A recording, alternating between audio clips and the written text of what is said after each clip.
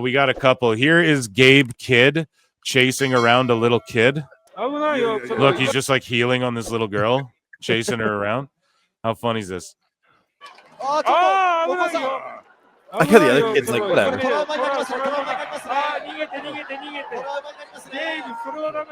Yo, that's funny. I like that. Okay. And then here's Kurt Angle. It's real. It's damn real. And he is in GCW. So was Mick Foley. Blue Kane showed up and tried to chokeslam Kurt Angle. Who else was there? Ricky Starks showed up at the show. We'll talk about that in a bit. That's an AEW news. But yeah, at GCW, Dream On. And I think it was in a mall or something, which is really cool too. Ricky Starks like came down on an escalator. We'll watch that whole video in a bit. We're coming to you live from the American Dream in East Rutherford, New Jersey for Dream On. My name is Dave Prazak, joined at this time by Veda Scott, and Kurt Angle is kicking off the festivities. You know, Dave, I thought it was kind of silly. Oh, shit. Not Sam is sponsoring this. Sam Roberts. Oh, yeah, that is an entertainment and retail complex. Look at this place. There's everything here, including Kurt Angle. Thank you. PW Dream On. We have an excellent show planned for you tonight, but first I want to thank you all for showing up, especially for my autograph signing. And I just want to say this, New Jersey has some of the greatest fans in the world. You absolutely are. Man, it's fucking weird seeing Kurt Angle in a GCW ring. That is trippy. Okay. As you guys see here during my SmackDown review, Jake, did you catch SmackDown? Yes, absolutely. Who do you think attacked Jade Cargill, if we're guessing and playing along here? I mean, probably Piper, or maybe they have somebody in mind to debut or something. Piper Niven? Yeah. It'd be crazy if it was just like Delta. Here you go. You know? Zarya. That would be something to bring up. Yeah. I think if they brought somebody up with it, but I wasn't sure if it was something of like, hey, we need to get her more work to get her off TV for a while, or if she's actually injured. It was Alexa Bliss. That would work. No. Do you think? Unless like she pushed. I mean, if she came back with like a heater something. or something, if she had like a heater with her or something, I could see it. Or if like she was part of the Wyatt Six or something, I could see it being somebody coming back. So WWE diagnosed her with the following. Obviously, this is a work. Same with like the orbital bone. Like a lot of these injuries, they're starting to work the work shoots here with the injuries. I kind of like it, but look at all this stuff. Like, what are they doing with her? They're going to keep her away till the Rumble or something? Like, what's the point? I don't know what's going on. Maybe she's going to film some shit or something. But deep lumbar, paraspinal muscle contusions, bruised kidney, sprained MCL in her right knee, tibial plateau, bone bruise of her right knee, facial lacerations.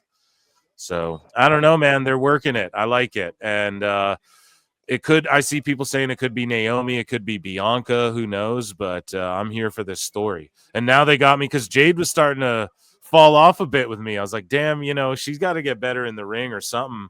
And then now they just gave her a cool story where she doesn't even have to be there. So I'm like, okay. She can get work in the PC while she's there or whatever she's doing.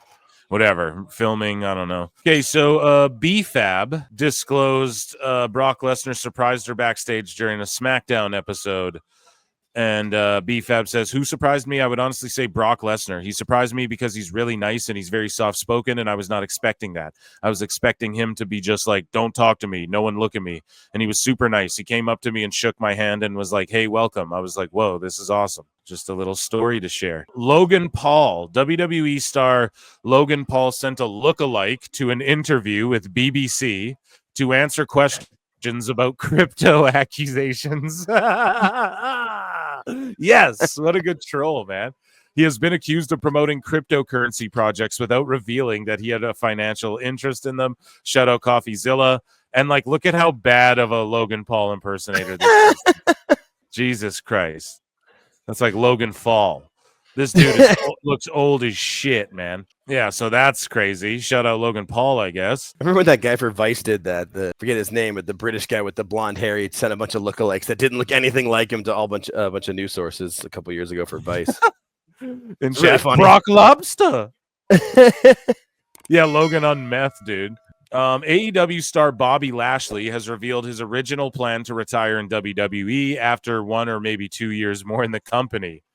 So how long is his contract in AEW? Right. He's just going there for 2 years to get a couple million. Per Variety magazine via Wrestle Talk, WWE star CM Punk has joined the cast for upcoming sci-fi horror series Revival. So he's a fucking cast member on this series. So who knows if it's like on Heels, where he's like a bit part, he just pops in. But this could be like something he does. You know what I mean? Half the time, acting and shit.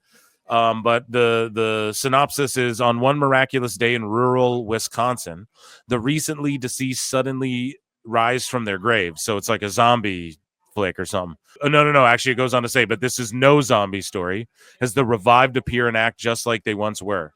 When local officer and single mother Dana Cypress Scrofano is unexpectedly thrown into the center of a brutal murder mystery of her own, she's left to make sense of the chaos amidst a town gripped by fear and confusion, where everyone, alive or dead, is a suspect. I don't know. Shout out Punk. That sounds I don't know if I'm going to watch that, but yeah, maybe I'll check it out. Breaking: Kylie Rae is part of the WWE ID program as revealed at Freelance Wrestling tonight. So it's weird, right? She's in AEW. Things happen. NDAs are involved, apparently, or maybe not. Maybe that's alleged. She shows up with the name like Brittany Ray or Brittany Lee or some shit in WWE. They like gave her a new name, debuted her on main roster. She had her own graphics and everything. She did really great, got great reception. And then she leaves WWE, does the indie thing. Now she's a part of the ID program. So whether that means they're just scouting her or I don't know, it's just good. Like she's working with WWE, which is what she wants to do without, I don't know if she deals with anxiety or what, but she doesn't have to go be on Raw and shit. Whatever she's dealing with, she can deal with while still working and having access to the Performance Center and everything that someone like Kylie Rae deserves. You know what I mean? A bigger purse now, everything. So shout her out. Amazing. And I'm sure she'll be out there scouting people for them too. Some of these ID scoop ups are like, I guarantee you, hey, you guys are going to go work the indies and you're going to tell us who's good. You know who the fuck we need to be looking out. So that's part of it too. This I thought was funny from Corey Brennan of Fightful. Fightful Select has learned from NXT and Brit Wrestling Source that this girl named Rio, but not like the Riho from AEW, this girl named like Rio, Tate Mayfairs and Molly Spartan were just visiting for now while attending the November 19th edition of NXT. So Fightful learned from their Brit Wrestling Source that they were just visiting, which everybody learned when they saw a picture of them just visiting NXT, bro. So like, you know what I mean? It's so, I don't know. Sorry. Maybe I go too hard at the Dirt Sheets chat. Chat can let me know on that. They deserve it. WWE Network is officially shutting down January 1st, 2025 for international subscribers. WWE Network went to total shit after WWE sold the rights to Peacock. We had to suffer the horrendous new interface where it was nearly impossible to find what you wanted. When the bookmarks disappeared, then there weren't any classic episode uploads, and it simply wasn't worth the money. I now fear all the archives will disappear completely, which would be a huge shame. We shall see. And yeah, they're discontinuing the WWE Network. So I thought that already happened. But yeah, it's officially donezo. Jake, do you still? I don't think America even has that. It's just all no, we don't. Yeah, I know it's it was international only, and that's all I'd ever heard was that it gotten worse since everything went over to Peacock. I mean, Peacock is not the best. I'm excited for when that deal is up, and then WWE can just move everything to Netflix, and Netflix will host it all because they've got better servers or whatever, but we'll see if that happens after 26. Speaking of Kylie Rae, she says, I've made a lot of mistakes in my life, but sometimes life gives us another chance. Thank you, WWE ID. Feeling blessed. Yeah, dude. That's the new Bailey type shit. Dude, imagine Kylie Rae and then Bailey goes back because she throws her arms up in her entrance now, and her attire is like a modern version of her old babyface shit if you're paying attention. So if Bailey at a WrestleMania or some shit, imagine her and Kylie Rae team up. Bailey kind of goes hugger mode again. I'm all for that. Yeah, I don't know. She's like the new Bailey in a way if they want her to be that, or she can just work the indies, help them scout folk. I'm very proud of her. Triple H was asked about which older friends are texting him during shows saying this sucks, or which are saying, oh, this is great. And Triple H clarifies nobody texts him during the show. It's interesting, the different points of view, right? Because I know guys across so many different generations. I think there are some older performers that look at the way kids perform today and they say, it's time to play the game. No, well, they're just not doing it right. They don't need to do all that, and I get that. It's the way kids consume it today. There's sayings about when things start to leave you in life. The first thing to go is music. So how many people, as you see them get older, say music today sucks? And like back in my day, that's when they made real music. People put their heart and their soul into it, and there was real emotion there, and it was great. No, you're just old, dude. The stuff was great in your generation, and you learned it a certain way, but the kids today learn it a different way, and what they see and what they think is cool, then that's what you need to give them. I can't control that. I learned this 30 years the hard way. It is no way, shape, or form about what I want. It's about what they want. If it becomes about what I want, this show will die. Oh, now, man. Everyone's giving their takes, and yeah, that was amazing. And people are saying, Booker of the year. No, you're just old dudes. You're just old dude. And that's the truth, man. And that's what I want to say about Meltzer, who I always bring up. He projects that. I always bring up, of course. I made a fucking channel here off roasting him. No, Meltzer. He always talks this shit about old podcasters stuck in the doghouse. But that's projection. He's the old fucking dude stuck in the 2010s. People aren't telling you, oh, it's cool to like this AEW shit. People were saying that for like 5 or 10 years. Oh, if this was on the mainstream, it would. Meltzer was saying that shit for 10 years now. But it's not true. Like, what's proven is not. People want the stories. People want the we're bringing sexy back. People want the NXT. People want what they're doing on the main roster with Liv and Dom and Rhea, and they want Cody, and they want fucking superstars, and these, it's almost going back to like, well, they call it the Renaissance era is what everyone's trying to call it. Why? Because it's a Renaissance, bitch.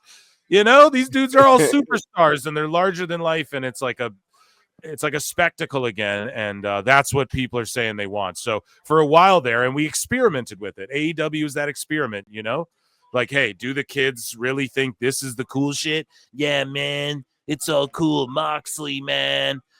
They don't. No one's giving you that take from this Triple H thing. It's just showing you the contrast there. Like, Triple H is saying, no, you got to give the kids what they like.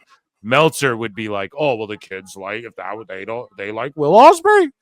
It's not true, bro. They were all going to Hot Topic. Burn down, down, Hot Topic. Burn it down, down, burn down. You guys ever see that South Park with the emo kids? And yes. Then they're like, oh, we got to burn down the Hot Topic. That's how we get rid of the goth kids or whatever. Burn down, down the Hot Topic. So, yeah, dude. Yes, people in the 2010s were going there and buying Young Bucks shirts, but they're not doing that. Like, Marty Skrull's not cool anymore. Bullet Club's not really cool anymore. Like it is in these sub factions they're doing, I guess. There's people who are cool that have Bullet Club roots and shit, but that stuff's kind of just done, It's played its course. So hopefully I'm making sense with that. No, he's completely stuck in the narrative because he used to see Bullet Club shirts around when you would be out in public or different things. And yeah, no, this was never meant to be week to week. So here's just a cute little thing I saw of the real final boss, Atta Johnson, and The Rock, and I believe his daughters. This is beautiful. Let's just watch this.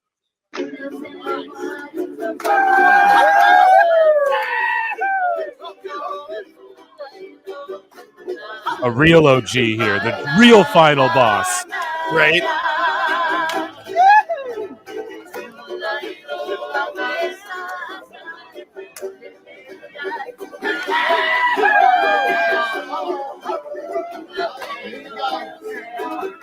Yeah. Dom Lab.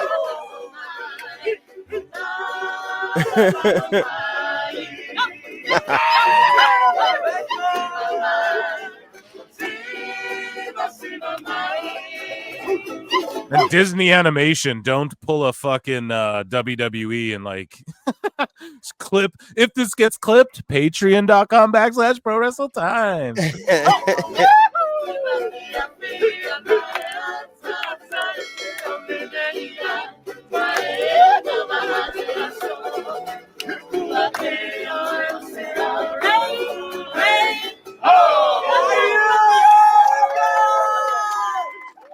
That's beautiful stuff, man. Peaceful stuff, you know? That shit's good for the soul right there. Okay. Yeah. Triple H was asked about potential buffering issues for when WWE RAW moves to Netflix in 2025. And Triple H basically said what I said. He goes, if our first night buffers and they come and say it was 60 to 7 million households watching, I'll be good with the buffering. The Bruce buffering. No, I'm just joking, but exactly. I said the same thing. Like, listen, 60 to 70 million people will not be watching Raw. And if they are, thank fucking God. I pray they are. I pray even 20 million are. But yeah, it just won't be enough people to where the buffering will be an issue. Moving along, we're almost done our hot news. Yeah, this is what I wrote. I was so wrong about the Seth Rollins CM Punk stuff. Jesus Christ, am I gladly eating my words. This right here is why WWE is cooking right now. You have so many outcomes for these stories that genuinely keep us on our toes. Constant seeds being planted and possibilities being laid out. Good television, bro. Just to summate it, you know? What the fuck timeline are we in where Punk, GODs, Reigns, and Fatu are in a War Games match together? Like, what the fuck? You know? Madness. On a Survivor Series, no less. So, with El Generico. Yeah, with Generico, bro. Like, look at this picture right here. So so Punk posted that one with Heyman included in it. Oh, dude, that's awesome. Someone's got to tag me in that. But yeah, this picture's fucking hilarious. And then the photograph of them all throwing the ones up with Punker doing the GTS. I don't know if you saw the picture of all of the Bloodline throwing ones up. Yep. And Heyman as well. Yeah, it was like taken, I think, when they went off air. But Punk's standing along with them, but he's doing like his nap time. Like hands against the face nap time taunt, you know, and he's standing there posing with them, and it's just fucking amazing, dude. I love it.